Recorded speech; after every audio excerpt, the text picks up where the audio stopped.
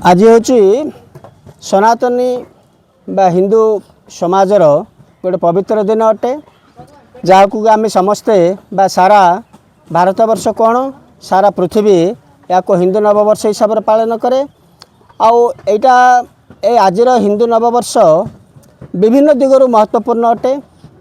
या दिन आमर प्रभु रामचंद्रंकर राज्याभिषेक होता।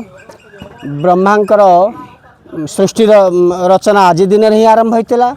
एवं जेते सब आमर पौराणिक रही पौराणिक कथा रही से सबुथिरे आज हूँ गोटे महत्वर दिन अच्छी एवं गोटे पवित्र दिन अच्छी।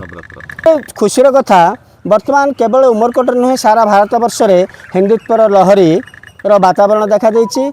एवं तन्मध्य उमरकोट जहाँ समस्त अनुभव करमें भी अनुभव कर युव समाज भितर हिंदुत्वर लहरी प्रचंड मात्रा रे समस्ते रोचे।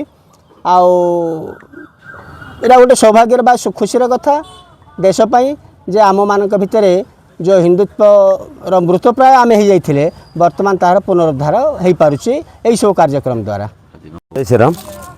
उमरकोटे प्रायतः 10-12 वर्ष है आमर हिंदू नववर्ष उपर आम फोकस कर कार्यक्रम करुँ।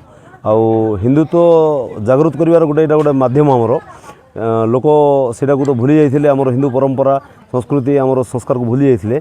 आम केमती कौन कर युवपीढ़ी को आकृष्ट करूँ ये जिन करने धूमधाम कार्यक्रम करके डीजे बाजा बाजना बजैकी आम जो टाइप सांस्कृतिक कार्यक्रम हिसाब से यहाँ गोटे आरंभ करूँ।